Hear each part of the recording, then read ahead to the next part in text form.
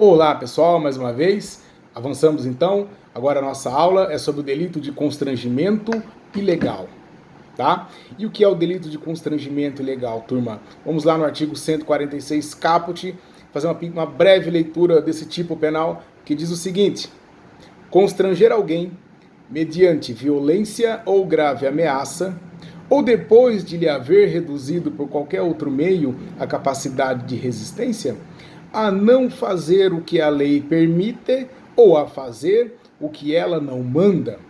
Em termos práticos, turma, a Constituição Federal nos dá o direito de fazer ou deixar de fazer qualquer coisa a qual a lei não proíbe.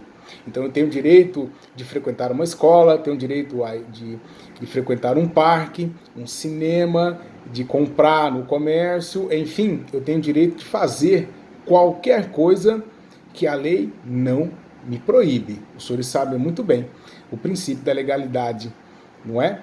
Bom, e o que é o constrangimento legal? Nesse crime, o agente ele vai tolher, ele vai cortar o seu direito de fazer ou deixar de fazer aquilo que a lei lhe permite. Mas não é um simples obrigar você a fazer ou não fazer. Ele vai lhe obrigar a fazer ou deixar de fazer algo usando para isso três formas: a violência, a grave ameaça ou reduzir de qualquer forma a sua capacidade de resistência. E se ele fizer isso, em nome do seu livre arbítrio de fazer ou deixar de fazer, o crime de constrangimento ilegal ele está configurado. Percebam aqui que a violência ou a ameaça que ele vai empregar não é simplesmente para deixá-lo intimidado, para deixá-lo com medo. Não, ele quer usar o seu medo para que você faça ou deixe de fazer aquilo que a lei lhe permite. Tudo bem?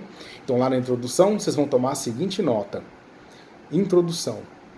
A intenção do agente é obrigar a vítima a fazer ou deixar de fazer o que a lei não lhe obriga. Para isso, ou seja, para retirar o seu livre-arbítrio, ele vai usar de violência, de grave ameaça ou reduzir a capacidade de resistência da vítima. Lembrando aí na introdução que esse delito ele também é subsidiário, ou seja, ele quer tirar o seu direito de fazer ou não fazer, porque se sua intenção ao tolher o seu direito de fazer ou não fazer, ele visa algo mais grave, como por exemplo a extorsão, então nós estamos diante do delito de extorsão, o qual o constrangimento ilegal é um delito subsidiário, ou seja, ele é o meio para atingir a extorsão. E como ele está dentro da extorsão, nós falamos em delito subsidiário em relação à extorsão. Poderíamos falar também do estupro, o constrangimento ilegal, como um meio de se praticar o estupro. Portanto, subsidiário em relação a esse delito também de ordem sexual. Tudo bem? Olha a forma do tipo penal. Então, o próximo tópico é: qual a conduta do tipo penal? A conduta do tipo penal, como nós bem comentamos aqui, é constranger alguém a fazer ou não fazer o que a lei não proíbe. Mediante, letra A, violência. E o que é violência, senhores? Tomem nota aí no material que violência é violência física. Letra B, mediante grave ameaça. Grave ameaça, vocês vão notar na frente, violência moral.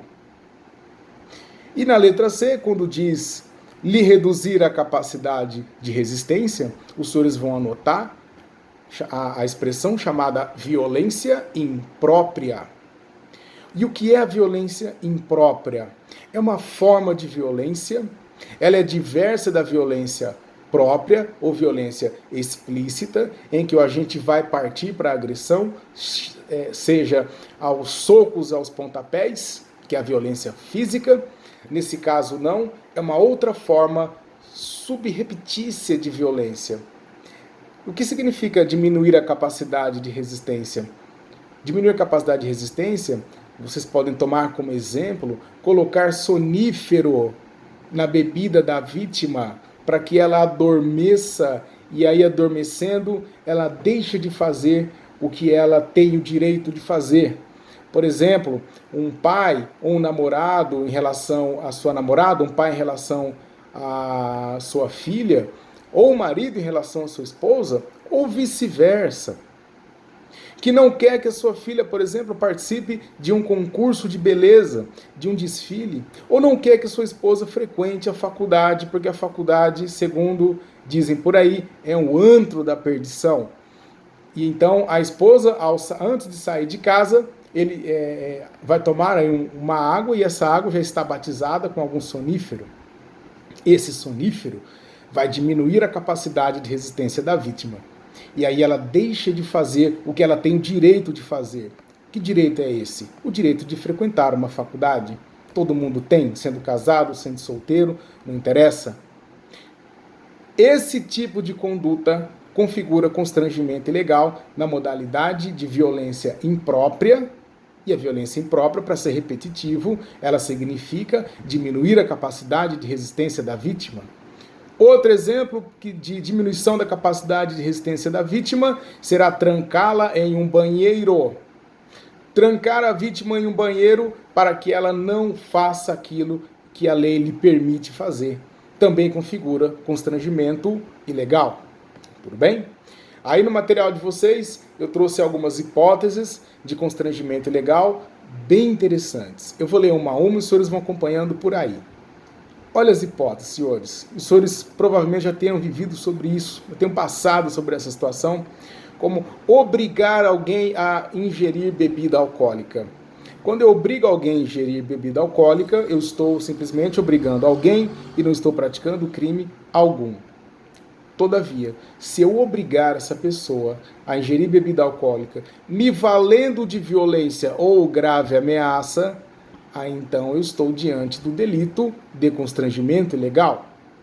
Exemplo, em trotes universitários, eu deixo aquele bando de calouros ao meio da rodovia e digo, ou vocês bebem, ou vocês voltam a pé. E os calouros, constrangidos, não constrangido no sentido de envergonhado, mas constrangido no sentido de que naquele momento lhe falta a opção a não ser ingerir aquela bebida alcoólica. Então os veteranos praticam aí o delito de constrangimento ilegal. Eu sei que os senhores entenderam. Tudo bem? Outra hipótese é obrigar alguém a mergulhar em piscina. Festa de rancho é sempre aquela bagunça, aquela coisa chata no momento em que os bêbados querem que todos se lancem à piscina. E o senhor se recusa. E o que eles fazem? Eles pegam contra a sua vontade e o jogam na piscina. O que parece uma brincadeira, na verdade, é um crime de constrangimento ilegal. Tudo bem? Olha lá. Levantar do assento em transporte, muito comum. Os valentões chegam e falam, sai do lugar que esse lugar é meu. Está errado. Se ele te ameaçou, o crime é constrangimento ilegal. Outra hipótese, obrigar o advogado a ficar sentado ou em pé. E nas aulas eu costumo brincar com os alunos que em audiência costumamos chegar e ficar em pé. O juiz olha e sugere que você sente. O juiz ele apenas sugere, ele pede educadamente para que você se sente. E se você não quiser, você é advogado, você não é obrigado a sentar. Isso é lei federal, isso está no estatuto da OAB. Mas, por uma questão de educação, você acaba se sentando. Mas se ele pedir de outra hora, todos de pé, tal qual vocês assistem nos filmes americanos, se eu, advogado, quiser ficar sentado, por mais mal educado que seja, eu estou no meu direito de ficar sentado. E se alguém me obrigar a levantar, estará praticando constrangimento ilegal. Entenderam isso, senhores? Os outros exemplos são mais banais e mais cotidianos, como não sair de casa, constranger alguém a deixar de usar roupas curtas, a trocar de roupa, obrigar a dançar em festa, obrigar a entrar em carro e os trotes universitários de uma forma geral. Todos esses exemplos são exemplos cotidianos, são retirados dos tribunais e da doutrina e que ilustram bem o que se costuma convencionar como uma prática aceitável, Na verdade, não é. Na verdade, é um crime de constrangimento ilegal. Tudo bem? Vamos avançar? Agora, na outra página, nós temos 3 conceitos bem interessantes. Os senhores prestem atenção, porque eles são de certa complexidade. O crime se chama constrangimento ilegal. Obrigar alguém a fazer aquilo que a lei lhe permite. Tá? E a pergunta que segue é o seguinte: e se o constrangimento recair sobre um comportamento lícito da vítima? Eu coloquei essas três expressões porque elas podem te pegar em provas. Como assim? Um comportamento lícito da vítima. Senhores, o que é um comportamento lícito? O comportamento lícito é aquele comportamento que tem amparo na lei. É um comportamento permitido. E o crime justamente é esse. Eu vou agir sobre a vítima para que ela faça ou deixe de fazer um comportamento lícito, um comportamento previsto em lei. Essa é a definição de constrangimento ilegal. Então a resposta que vocês vão anotar aí, que é uma pergunta se o constrangimento, ou seja, a violência ou a grave ameaça, ou a violência imprópria, recair sobre um comportamento lícito da vítima, vocês vão anotar que haverá o crime de constrangimento ilegal. E o exemplo é obrigar a vítima a deixar de frequentar a escola. Faço isso.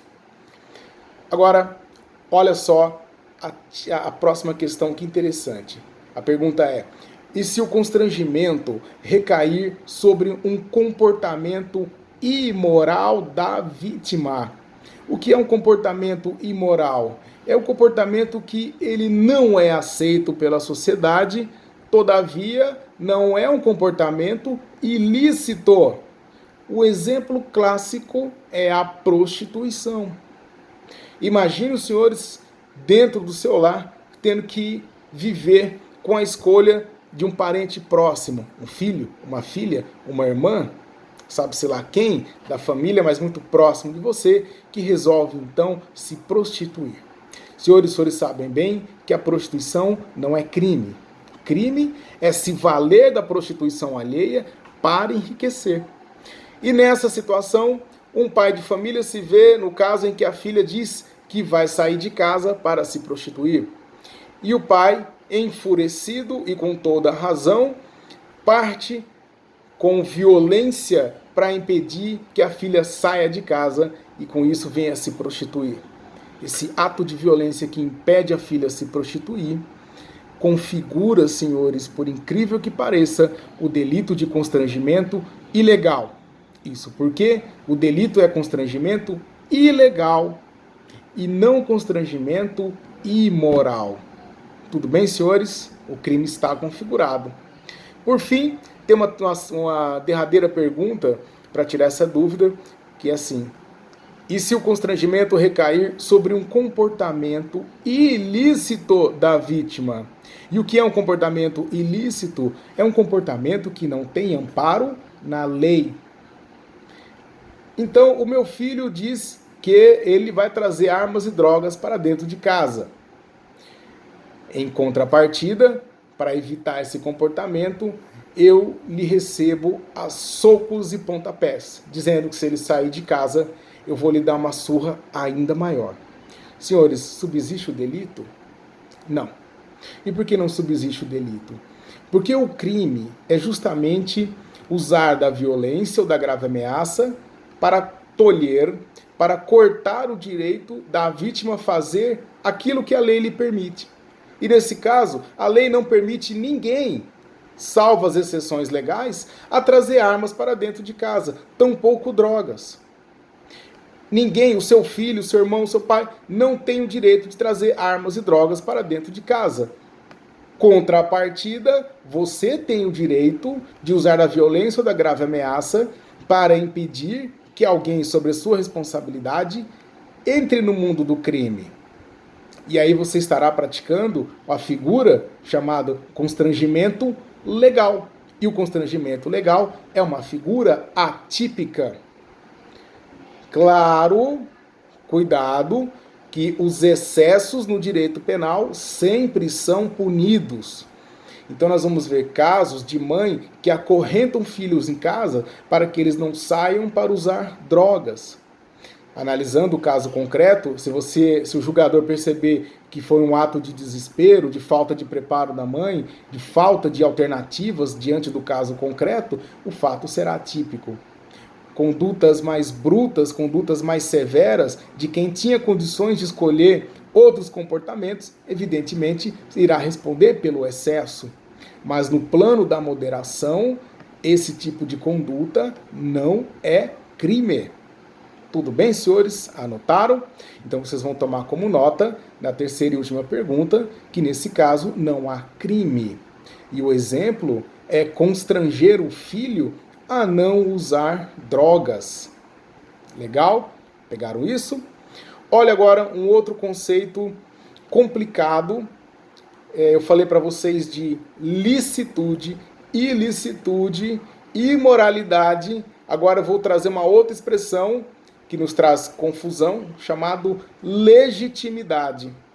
Senhores, tem um delito lá na frente, lá no artigo 345, que se chama exercício arbitrário das próprias razões. Esse artigo 345 tem o seguinte texto, ó: fazer justiça pelas próprias mãos para satisfazer pretensão que, embora legítima, a lei autoriza, para satisfazer pretensão legítima. Eu li aqui de maneira bem errada. Mas o que o artigo 345 diz para vocês, senhores? O artigo 345 está trazendo aquelas hipóteses em que você poderia buscar o judiciário, mas você resolveu agir pelas próprias mãos. E aí o delito não seria o constrangimento ilegal, o delito seria exercício arbitrário das próprias razões. Porque aí nós falamos de uma pretensão legítima. E o que é uma pretensão legítima? É uma pretensão que você deveria necessariamente buscar pelo judiciário, mas você resolveu pelas próprias mãos. Exemplo clássico, que vocês vão tomar nota aí, é o locador que invade a casa do inquilino para buscar, por exemplo, televisão, sofá ou os bens da vítima para pagar aluguéis atrasados. Quase aquilo que o seu Barriga faria com o seu Madruga, mas o seu Barriga, como um bom moço que é, ele não se deixou tentar pela via do crime, ficou pela via da conversa. Mas se o seu Barriga, naquele momento, adentrasse no imóvel do seu Madruga às forças e tomasse os seus bens para então pagar os aluguéis, o delito seria de exercício arbitrário das próprias razões e não constrangimento ilegal. Tudo bem? Então, se for para tomar uma nota, vocês vão tomar a seguinte nota: pretensão legítima é aquela que pode ser buscada pelo judiciário. O exemplo é constranger o inquilino a pagar as suas dívidas, retirando-lhe de casa os seus bens pessoais. Tudo bem? Bem? Perdoe o tropeço na leitura do tipo penal. Eu vou ler de novo para não ter confusão. E o artigo 345 ele diz assim: fazer justiça pelas próprias mãos para satisfazer pretensão, embora legítima, salvo como a lei, quando a lei o permite. Bom, quando se dá a consumação agora, caminhando para o encerramento, a consumação do delito de constrangimento ilegal. Senhores, vão tomar nota. A consumação se dá quando, após o emprego da violência ou da grave ameaça, a vítima faz ou deixa de fazer o ato que lhe foi imposto. Em outros termos, quando o agente usa da violência ou da grave ameaça e consegue o seu intento, ele consegue fazer com que a vítima faça ou deixe de fazer o que ele mandou. Por exemplo, o pai ou o irmão que agride fisicamente a irmã, que vai sair para se prostituir. E após a agressão, ela desiste e volta para o quarto. Nesse momento em que ela desiste e faz aquilo que o constrangedor a obriga a fazer, é nesse momento que o delito está consumado. Legal? E agora a tentativa, ela é possível a tentativa, quando o agente ele emprega a violência, grave ameaça, e mesmo após empregar a violência ou a grave ameaça, a vítima não obedece o agressor e parte para fazer aquilo que a lei lhe permite. Então, voltando ao exemplo de um irmão que vai espancar a irmã para que ela não se prostitua, após o espancamento, ela limpa as lágrimas e vai para o mundo. Ou seja, ela desobedeceu. No momento da desobediência, após a violência, estamos falando do delito de tentativa. Ele tentou constranger, mas não conseguiu. Legal? Tudo bem? Agora vamos lá, turma. Caminhando agora para o encerramento. Nós temos as formas, as espécies do constrangimento ilegal. Isso aqui requer um pouco de atenção de vocês, mas já estamos caminhando para o encerramento. Como vocês podem ver na tabela aí acima, nós temos a forma simples, é um crime pequeno, detenção de 3 meses a 1 ano. Nós temos a forma majorada, em que a pena será duplicada e ainda, se sofrer violência, soma-se a violência empregada. E nós temos causas de excludentes de ilicitude. Bom, a primeira forma estudada aqui, a forma simples, e vocês vão tomar como nota que ela está no caput, ponto. A primeira forma majorada diz assim, primeira majorante, se o constrangimento ilegal for praticado por mais de 3 pessoas. O que é mais de 3 pessoas? 4 pessoas. Se apenas 3 pessoas praticarem o constrangimento ilegal, ele será na forma simples. É muito claro o legislador, não é? Bom, então o que vocês vão anotar aí na letra A? É necessário ao menos 4 pessoas participando do constrangimento. Fácil isso? Muito fácil. Olha a letra B. A letra B diz que se o constrangimento ilegal for praticado com emprego de armas, a pena também será majorada. E aí eu faço uma observação. Primeiro, que tipo de armas aqui a lei faz alusão? Todo tipo de arma. A lei fala armas. Armas, vocês vão anotar, armas podem ser as armas impróprias. Arma imprópria é aquilo que não nasceu para ser arma, mas é usado como arma, como uma tesoura, uma faca, um machado, um martelo. Tá? Então, armas impróprias. Ou armas próprias, como uma pistola, um revólver. Todo tipo de arma serve para majorar a pena. E majorar no sentido de duplicar a pena. Ok? E como observação, anota uma observação na letra B, que se a arma empregada for uma arma de fogo, perceba que o delito de arma de fogo é muito mais grave que o delito de constrangimento ilegal. Daí o legislador não foi burro, ele diz que nesses casos soma-se a violência empregada. E além disso, há um concurso de crimes. Agora falando das armas. Senhores, se eu praticar constrangimento ilegal usando arma de fogo, além do delito de constrangimento ilegal, eu também vou responder pelo delito de posse ilegal de arma. 2 crimes aí. Entenderam, senhores? Tranquilo? Agora vamos lá. Um tópico chamado concurso material obrigatório, do artigo 146, parágrafo 2º, diz que se a vítima sofrer alguma violência física, e violência física ela é um delito autônomo, a lei manda somar, juntamente com o delito de constrangimento ilegal, eventuais lesões que a vítima tenha sofrido. Por exemplo, se no dia em que o irmão foi evitar que a irmã saísse à rua para se prostituir, se o irmão usasse, por exemplo, de grande violência e deixou a vítima com ferimentos no rosto. Bom, a vítima sofreu constrangimento ilegal, isso é um fato. Segundo, outro fato, a vítima sofreu lesões no rosto, lesões corporais no rosto. Essas lesões corporais não serão absorvidas pelo constrangimento ilegal. Pelo contrário, a lei manda somar. E além do constrangimento ilegal, o agente também vai responder pelo delito de lesão corporal. Tudo bem, turma? Isso tudo em concurso material. E concurso material, se vocês se lembram, é a soma dos delitos.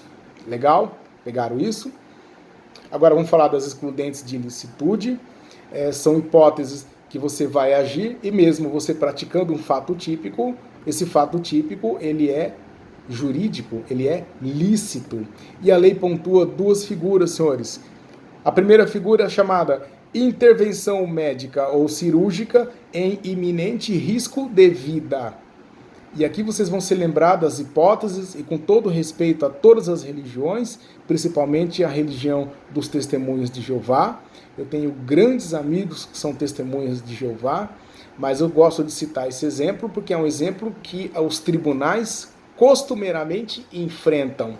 E os senhores sabem que o Estado ele é laico. E nesse sentido, se, por exemplo, houver a necessidade de praticar transfusão de sangue um testemunha de Jeová, o médico assim irá fazer. E os senhores sabem que para essa religião, a transfusão de sangue, ela é mal vista, ela é errada, ela não é permitida.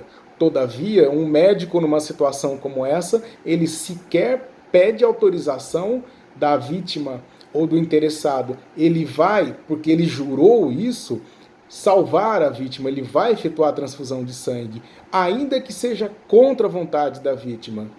E se a vítima for menor de idade e depender de representação, de autorização dos pais, ele simplesmente passa por cima da autorização dos pais e faz a transfusão de sangue. Tudo bem? Quem diz isso, senhores, é o Código Penal. E a última hipótese, que é uma figura a qual a lei autoriza, o constrangimento ilegal praticado para impedir o suicídio. Eu já falei para vocês, quando nós tratamos da figura da participação do suicídio, que o suicídio ele não é delito. Tá? Praticar suicídio não é crime.